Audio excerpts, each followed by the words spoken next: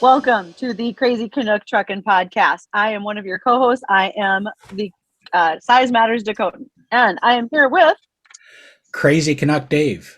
And I don't know how many episodes we've done, but you do remember, you did remember your name. It's been one of those days, I think, right? It's been a little rough around here. Things are coming together though, and it might be a little rough just because I'm finally retired and realizing that you don't have any free time left when you retire. Retired, you're like 30 years old. How can you retire already? Yeah, I started in kindergarten. Actually, I'm old enough to have 25 years of service in with Corteva Agri-Science, and I worked in the crop protection industry for that long a time as a technical agronomist and as a sales rep. And so my job was to keep the bugs and weeds out of your food. Now, I will be doing that on a part-time basis as a contractor. I also am the ag director for the Flag Family Media from Fargo, North Dakota. And in my fun free time, I do things like this with podcasts and Twitter chats and other social media enterprises. So are you busier now since you're retired for a whole week, or are you less busy?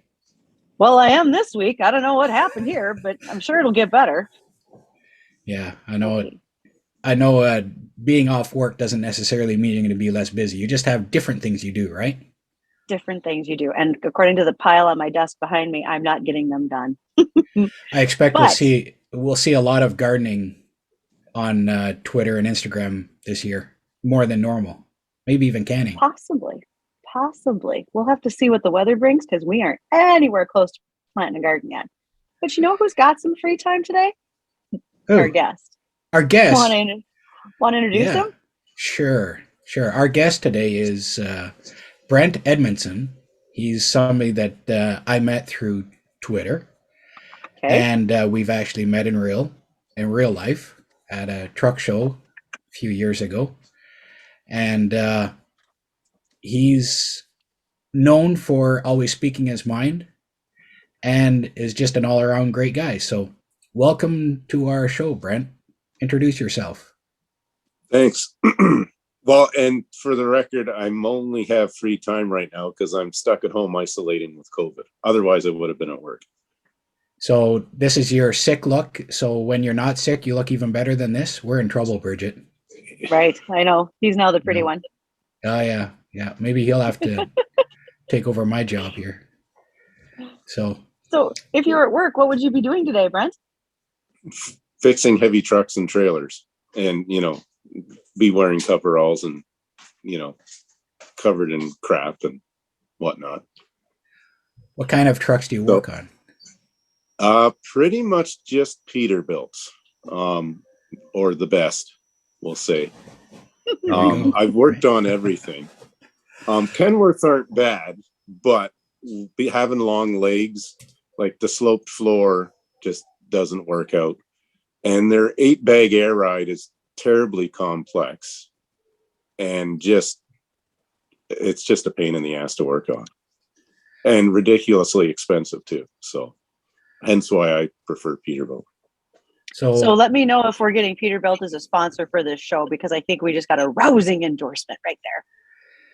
yeah, I think it's good. And I even look at Oh, my look, there's the my logo seat right there. there. Yeah. Yeah, there's the logo. Yep. So maybe we should be calling up Peterbilt. Well, we did do something for Rush Truck Centers, who's the largest Peterbilt dealer in North America.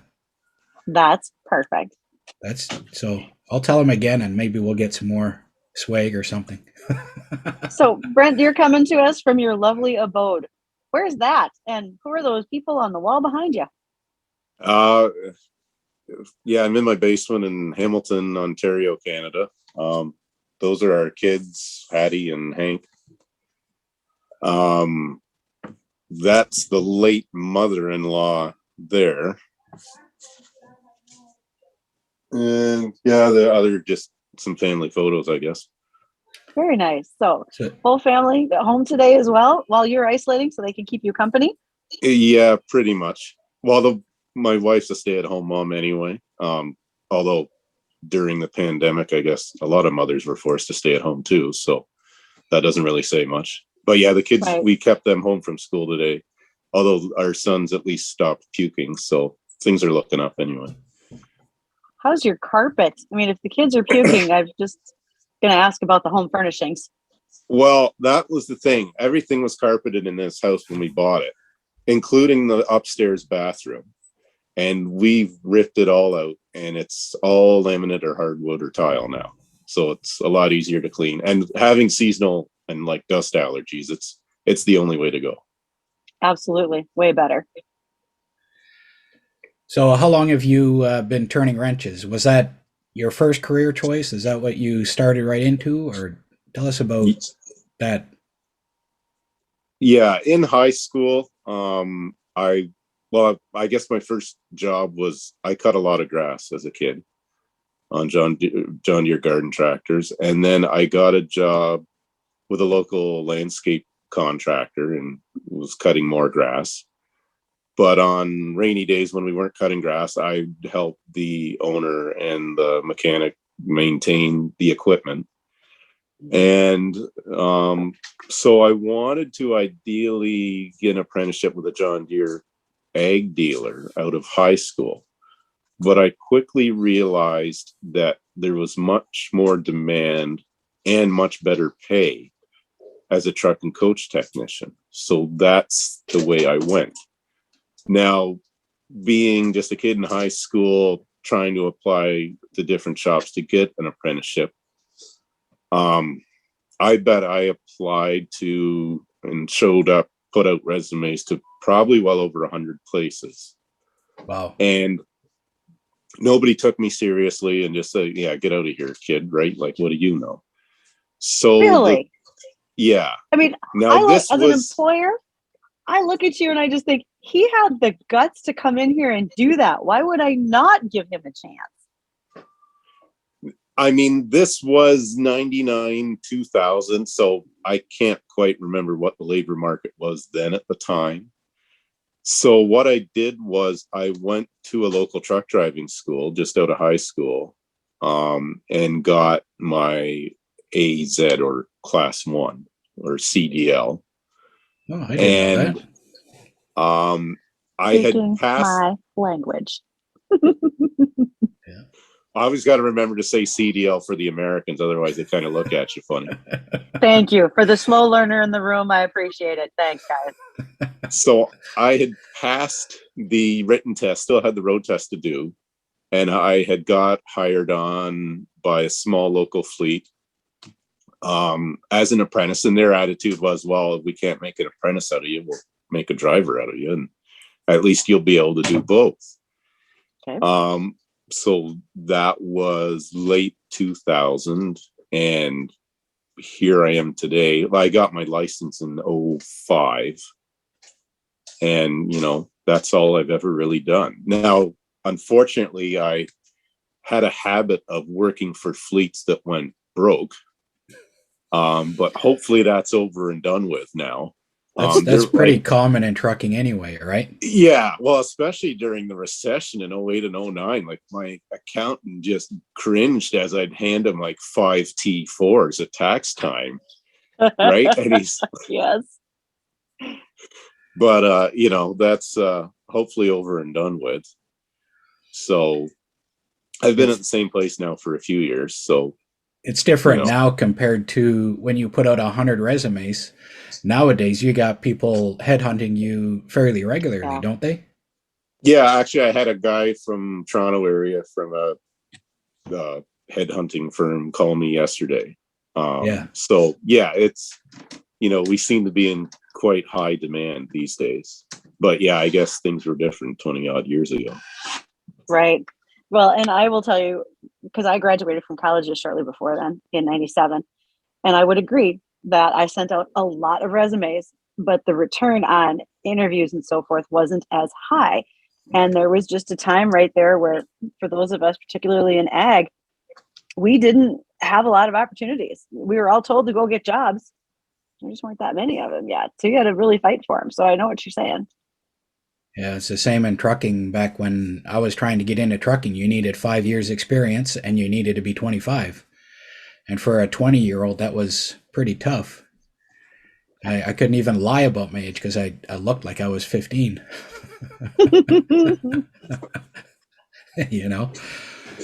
So Now you also have a little hobby with a John Deere. What do you do as your hobby in your spare time? I have a small herd, and if you're a John Deere collector, you'll understand that saying, of John Deere garden tractors. Yeah. Currently have 3 that I'll probably keep forever. I have a 4th that I've fixed up and is currently for sale. I also have a larger Ford 3000 tractor that it was the last tractor my grandfather bought new. And then it left our family just after his passing in the mid 70s. And I finally got it back a couple years ago, after 40 plus years of abuse and neglect, and are slowly trying to kind of piece it back together and making it a usable tractor again.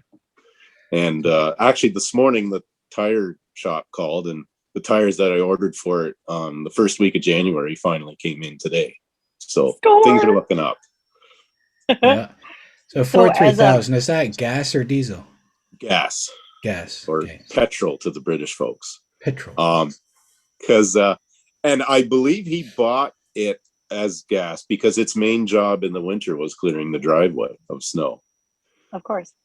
And most of the tractors, like that model, the Ford 3000 in Canada and the US, seem to be, split between gas and diesel. But in Europe or other parts of the world, it was always diesel, just because of the expense of gasoline, I suppose. And, the cold weather starting wasn't an issue. Absolutely. And this green behind me might mostly be about North Dakota State University bison, but let's face it, I grew up on a farm and we were John Deere green. My brothers still are to this day. So this conversation is perfect for me. I don't quite have the herd or the fleet that you do of one John Deere yard tractor, because at my house, it is proof that the John Deere porn commercials work on the History Channel at night. And if you watch them long enough, you will own one with the drive over deck and the little attachments. Just saying. Yeah, they work good. I have one too that has all kinds of attachments, and they're all green attachments, except for one. My corn planter is blue. Won't make that mistake again. And it's not a New Holland. It's not a nope. It's probably not a Kinsey either. No, not a Kinsey either. But the orange today, living in North Dakota, your attachments for those mowers could come from a North Dakota made company called That's right. Bobcat. Yep. That's right. So maybe we should talk about important things. Like, Brent, tell us more about you. You told me before we came on here about drinking and drugs. Yeah. I've never really done either. I'll have maybe a handful of drinks a year. It's just that in my family, and even the wife's, like, you either don't drink or you drink way too much. And we've also lost family members to drinking and driving as well. So it just seems like, there's quite often not a lot of good comes from drinking. And my mom's had a first cousin who was of like the whole hippie era, and probably did way too many drugs in the 60s and 70s. And he was super nice guy, but as kids, my parents said, "Oh, you want to try drugs?" Well, cousin Dave tried drugs, and look what happened to him. And that was enough to go, ooh, not for us. So yeah, it makes for, I guess some might think, a pretty boring life or existence. And I definitely don't have the crazy wild stories that a lot of people would have, but I don't know. I don't. You remember things though. Yes. People that are getting drunk or doing drugs, they lose memory quite often, or they'll get up the next morning like, oh, what was I doing last night? You probably don't have that problem. You might just feel better than when that happens to somebody else. And I don't think it's a bad thing. I think more and more of us are trying to make better choices, because look at how often there's, what is it? No drink January. It's one of the months where everybody decides they should detox after the holidays, etc. So maybe that's not a bad situation. Is you're just naturally doing that. Yeah. Well, and the other thing too is I'm pretty cheap, and alcohol in Ontario is taxed so heavily that, I mean, I've only bought a couple cases of beers in my life, and that was on the way to a party, Yeah. because somebody else forgot it and they called me and I picked it up along the way. But, when a case of 24 bottles of beer is $50, like that's not cheap.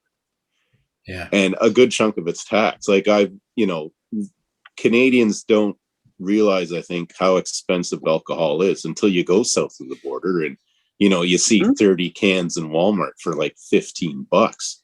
It's like, Right. holy crap, it's as cheap as pop or soda. Mm-hmm. And it's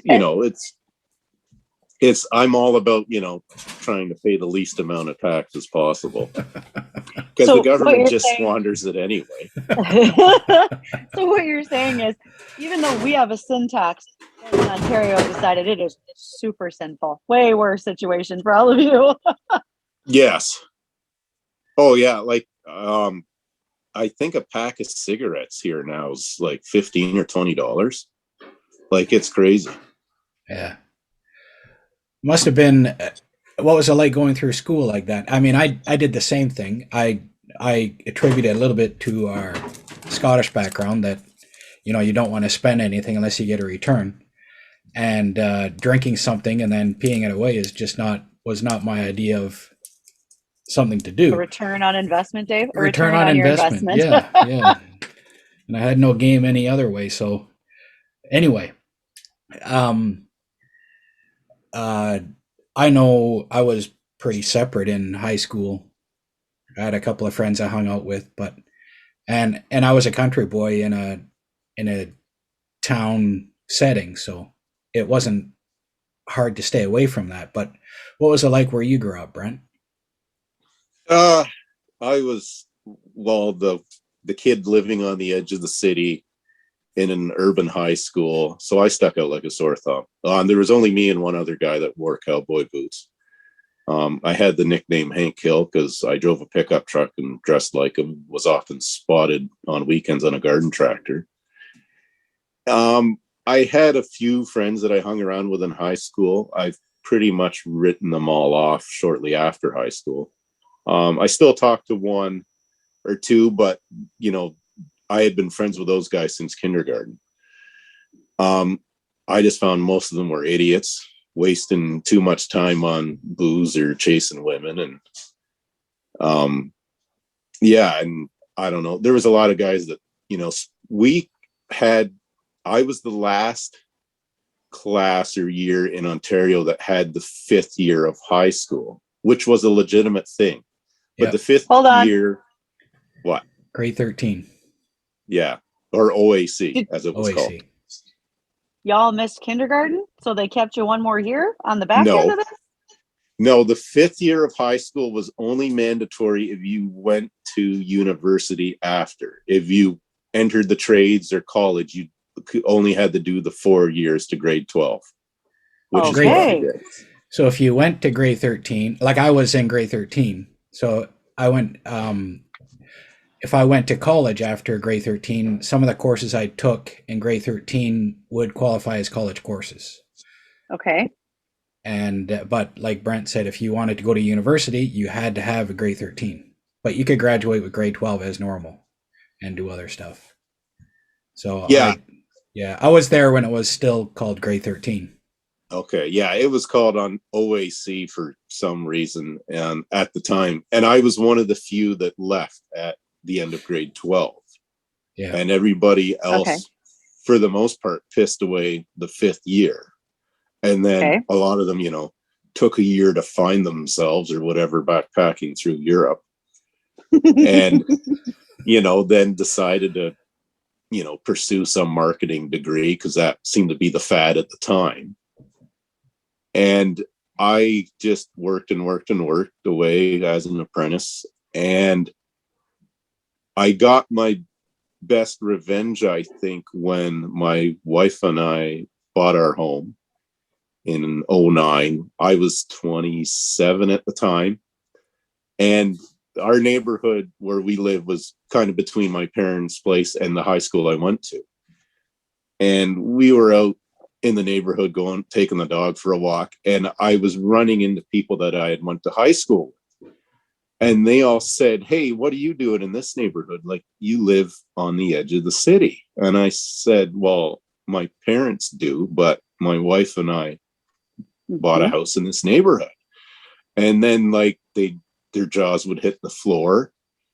And that's when I realized that they were all still living at home, saddled with a ton of student debt. Yeah.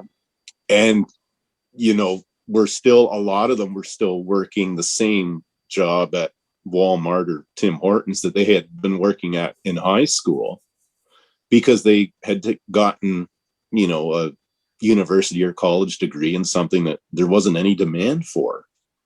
Well, you can't use basket weaving in Ontario? Well, you can, know. but that's apparently only if you work for a Freightliner. Is that what I'm hearing here? Okay. Yeah. That makes sense. Or Volvo.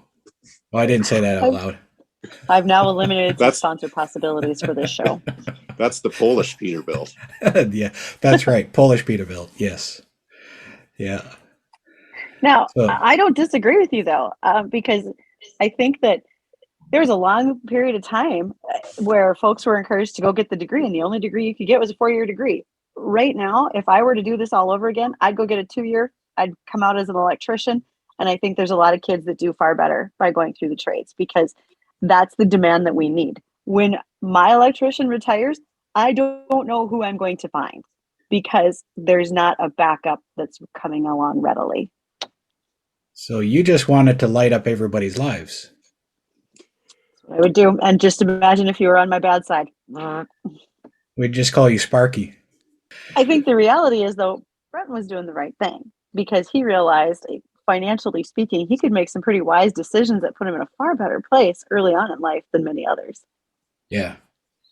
And I'll tell you something, size matters. I watched Brent stuff on Twitter for a long time, or seems like a long time.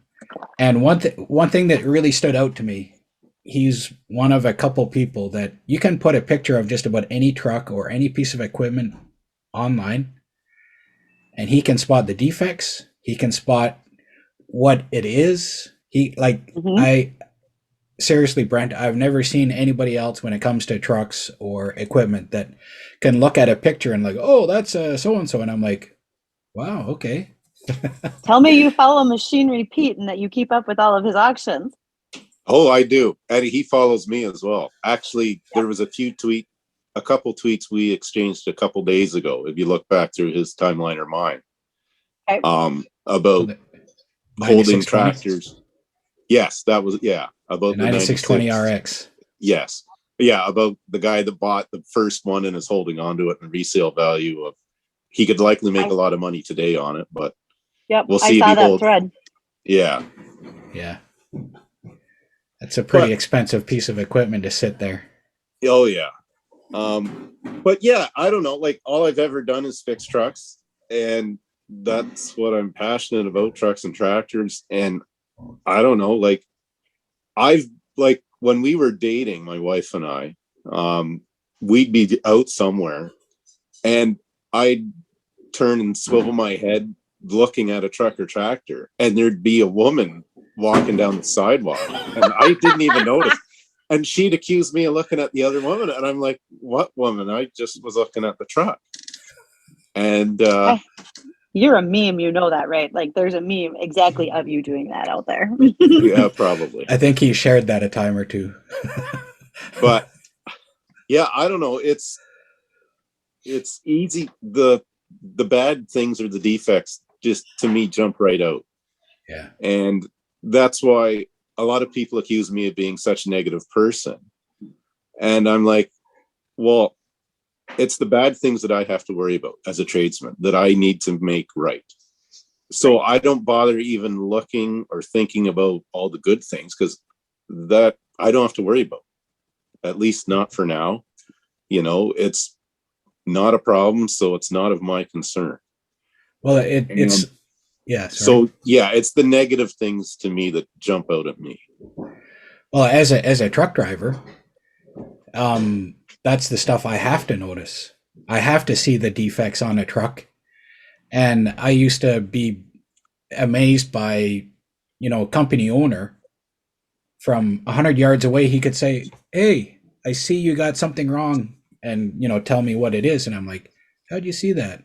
And then later, when I became an owner and had a few trucks working, and I had guys working for me, and I'd see them and say, "Hey, what about that?" And they're like, "You notice that?"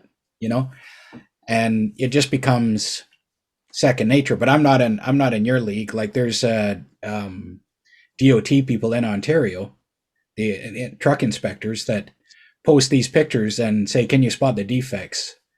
And I can usually get most of the defects. Brent gets them all every single time, and then points out other stuff to the DOT. Whoa, what about this?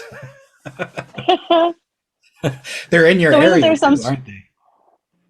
Isn't there some sort of contest for that you should be winning? He should be. I guess. I don't know. I mean, the DOT or MTO inspectors, like they get an 8-week crash course on truck inspections. I'd had to do a 9,000 hour plus 6 months in trade school apprenticeship. So 8 months versus 5 years, right? Well, that there is going to determine the quality of the candidate. Yep. Yeah. Very, very quickly. So with everything that's gone on through COVID and now that you have it, what's it been like at the shop? Has it changed your life significantly in the way that you work on things or the way that you get to interact with your customers on a regular basis? Well, I mean, I haven't lost a day's work because of COVID. Okay. It's been business as usual in the sense that I'm at the shop every day fixing trucks. The big thing is the whole supply chain's fallen apart because of various things, and getting materials, lubricants, parts, supplies, or trucks in general has just been a pain.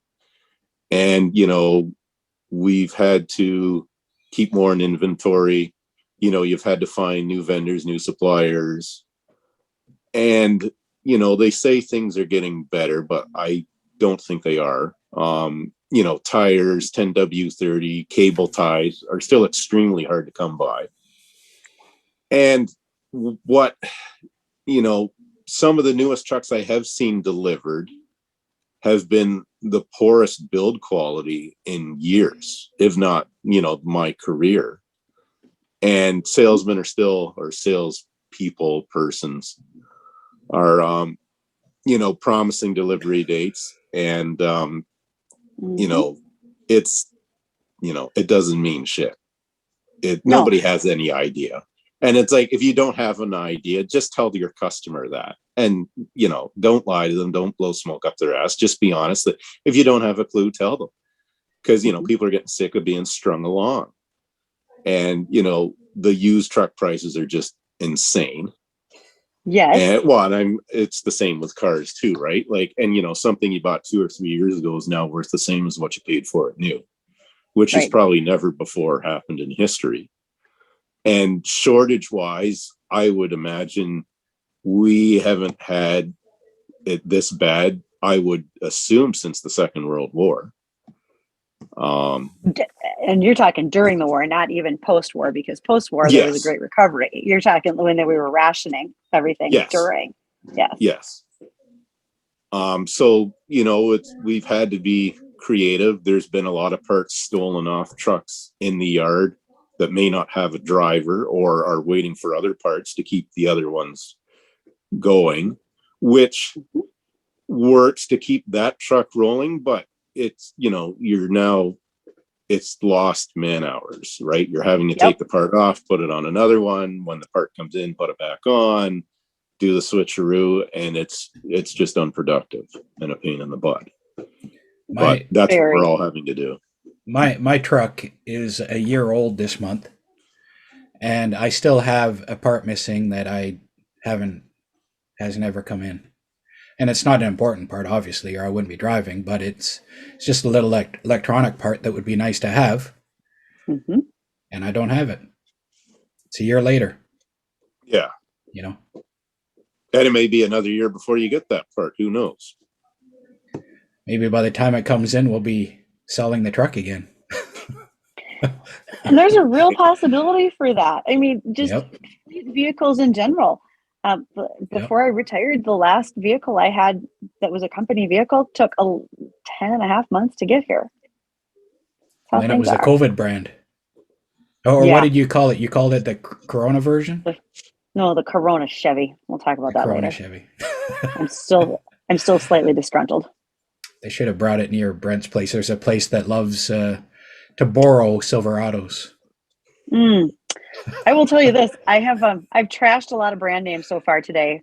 Freightliner, Chevrolet. Really working my way down the list here. But not Peterbilt. Peterbilt's good. Where's my? There it is. There's Peterbilt's good. So, yeah, it's been interesting. Even near the beginning of the pandemic, Brent had trouble getting gloves. Yes, you bailed me out on that one, actually. Yeah, I stopped. I don't know how many places. I stopped tons of places across the U.S. and finally found some gloves that would fit him and that wouldn't tear right away. And stopped. Oh, I don't know. You drove probably an hour and a half to come get them from me? Yeah, it was the Flying J in London, Ontario, at about midnight some night. Yeah. It was an hour and a half for me to get there and another hour and a bit home. But yeah, it's like meeting in the dark, doing a glove deal. For disposable gloves. Yeah, who would have thought? Yeah, in the back of some truck stop late at night. Anybody looking? It would have been way worse if you'd have had like zip ties involved too. I mean, then people would have thought it was a sketchy deal. Yeah. But yeah, and that was the thing. And that's what drives me nuts during this whole COVID thing. We knew it was airborne fairly early, but the COVIDiots or hypochondriacs, whatever you want to call them, were insisting on wearing gloves and masks while driving to work alone in their car. And I'm convinced like skin cancer and leukemia rates with mechanics and technicians like myself are probably going to go up because we just couldn't get those gloves because everybody thought they needed them to keep COVID away. And they're still hard to find. And, the price has quadrupled since pre-pandemic. That's something I never thought about a lot was what's in the oils and greases and stuff you use. I mean, I hated wearing gloves when I was younger. And you just wipe your hands off and you don't think much about it. But then you brought it up one time, Brent, on Twitter, like, hey, there's a lot of stuff in there that you probably don't want to be trying to wipe off your hands all the time. Like in the old days, a mechanic, you could always tell by their fingernails were all black all the time and could never get the dirt out of their hands. Well, that's me. But yeah, when I am exposed to used engine oil, I try to wear the gloves. Because, there's been studies done years ago where it did cause skin cancer and leukemia in lab rats because there's a lot of nasty crap. It's right. The engine oil is exposed to combustion or burning fossil fuels. And there's a lot of nasty stuff, probably hundreds of different things that aren't good for you and are known carcinogens. But yeah, I just found it extremely frustrating that and it was the same with the N95 masks early in the pandemic. It wasn't me, but other guys at the company I work with, like, you're trying to sweep out a grain bin and, run an elevator. And, you couldn't get masks because these people out jogging themselves thought they needed them and were paying whatever they were, the going rate was at the time. And it was like, this is ridiculous. Like, you do not need a mask to go out jogging in your neighborhood at 5 a.m. People need them for their jobs. My brother's farm, and that was we started several months in advance of cleaning bins and so forth, was kind of trying to stock up on the N95s because you need them when you're in a grain bin. A lot of folks don't realize that the dust that's in there gets into your lungs, and there is actually a condition called farmer lung, and it's from all of the grain dust congestion that happens. So yeah, we actually had to look really hard to find them. So I get what you're saying. Yeah, actually, I think that was what took the wife's grandfather was the farmer's lawn, because in the end he was on oxygen, could barely breathe. And it was all those years of being exposed to the dust, and like spraying DDT on an open station tractor without a mask in the 50s. Right. But that's and what everybody did back then. And combines didn't have cabs until the 70s.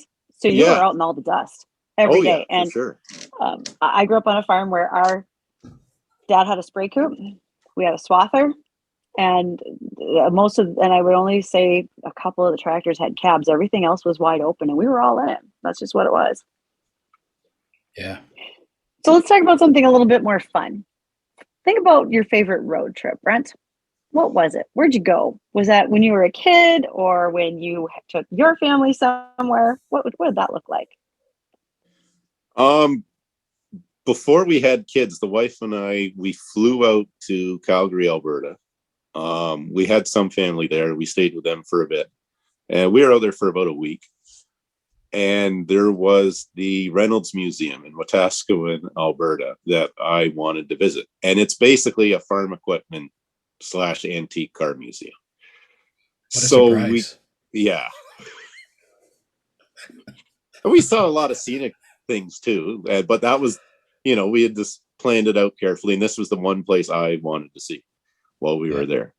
So we loaded up the rental car early one morning, left Calgary, and we're driving up towards Wetaskiwin, which would be, you'd know better than me, Dave. Is it Highway 2? Yes. I think. Yeah. Yep. Runs through Red Deer. And, enjoying the sights, seeing the old, prairie grain elevators and the Rocky Mountains and the foothills in the distance.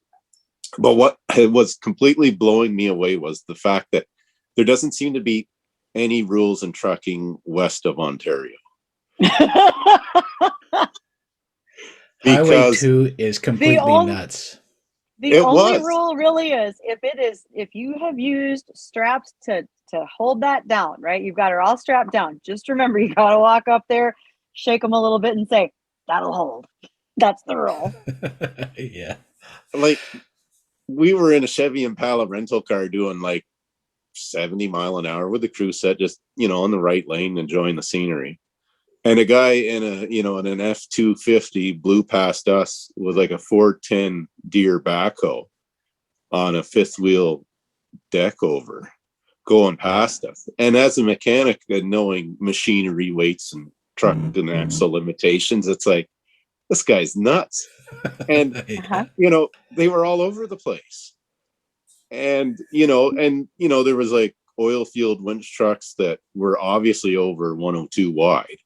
No oversized signs, permits, nothing. Just trucking on down the highway. Stuff that wasn't secured really by any means. Like, it was just a shit show. Gravity. But there was, no Mounties or enforcement to be seen anywhere. They don't have time for that. Yeah, apparently not. And it was like, all I could think was, I hope these guys know how fortunate they are, or, because like, this would never fly in Ontario. Honestly, I think between Twitter and other social media sites, we probably know enough folks in Alberta that we could probably figure out who it was that blew by you with that pickup and that backhoe. Some of them may even admit that it was them. So I'll go call them out on Twitter if you'd like. Oh, okay. If there's any snow on Highway 2, there's not many vehicles that stay on the road anymore. Like, I always like to say that Alberta, they like to think of themselves as cowboys, right? Even though most of them aren't cowboys, they're oil riggers or other guys like that. So they figure as a cowboy, they're a bull rider, and if they can stay on the road for 8 seconds, they're good. So do it. Anytime they can make it is all that matters. Yeah. If anything longer than that, and they're golden. Oh, okay. That makes a lot of sense. And you don't need oversized signs in Alberta unless you're more than 10 feet wide. Okay. Yeah. That explains it. I would haul some stuff, and I'd be 9.5 feet, and I go to put my signs on and flags and everything. I'm like, whoa, wait a minute, you don't need that. I'm like, right, I don't. That's just silly talk here. Just keep going. Keep going. Yeah, that's like people from Manitoba. Like Manitoba people drive really slow, and then you send them to Toronto and drive on the 401 or drive on Highway 2 in Alberta, and they're just completely freaked out, because 401, if you're doing the speed limit, you're an impediment. You're a pylon, but it's crazy. QEW too, but Yeah. that Well, rings right. speed limits mean nothing if they're not enforced. And for the most part in Ontario, they aren't enforced. And that's No. the crazy thing about, you just drive across the border into the US and, there's radar traps and state troopers and highway patrolmen everywhere. Where in Ontario, you can drive all day and not see one. Yeah. But I think that's probably the way to be, because the American police officers probably pay their wages and costs in tickets. Where here, most of them are on the sunshine list, making over $100,000 a year. Plus there's the cost of the car, the fuel and everything else. So call it $150,000 a year. And what are they writing? $10,000-$15,000 worth of tickets in a year? Like, if that. No, we're way better into tickets, and we all know which states they cost more in. I'm looking at you, Minnesota, and otherwise the rest of us feel pretty good about it. Yeah. So Don't you speed get in to Wisconsin. North Dakota, South Dakota, Montana. Montana especially, you used to be able to pay the trooper when they stopped you. Yeah. You need $10 from me? $20? There you go. See ya. You can do that in Michigan too if you're a Canadian, because if you get caught speeding fast enough, then it's a court date. And if it's on a weekend, they don't want to throw you in jail. So they say, well, if you give us X amount of money now, we'll write it down to whatever, and you can go on your merry way. So sometimes you have to take a collection with people in your car. That's what I've heard anyway. I may have been handy. There. Yeah, it is. It is. It is pretty handy. Don't ask me how I know. Yeah. So things we know sometimes. So any final thoughts, Brent, either to people wanting to become mechanics or to get into trades of any kind, or anything before we sign off? I think the skilled trades are a safe bet, just by demand alone. And the great thing about the skilled trades is, with an apprenticeship, you get the job first, and the education comes with it. And the best part is you're paid to learn. You're not saddled with the huge student debt loads that the conventional university college degree comes with. And even after you have that degree and all that debt, you still have to find a job. And you're really only educated at that point. You're not experienced. Where at the end of your apprenticeship, you've been paid the whole time, you're educated, and you're experienced. And once you get your license, if you don't like where you are, you can go pretty much anywhere. There's a huge demand for all the trades. Right. And, I think in a sense, it's tradespeople that are the essentials that keep the economy slowly chugging along. Mm-hmm. Yep. I could not agree more. So thank you very much for coming on with us, Brent. I really appreciate you taking the time out from your COVID and your man cold, whatever you want to call it, and speaking happy to recovery. Thanks for having me. What do we remind people, Bridget? Size matters. If anybody would like to reach out and visit with us, please do through crazycanucktrucking.com. At our website, you can find ways to email us, but also reach out via any social media channels that you would like to. We look forward to hearing from everyone. Well, thanks, everybody.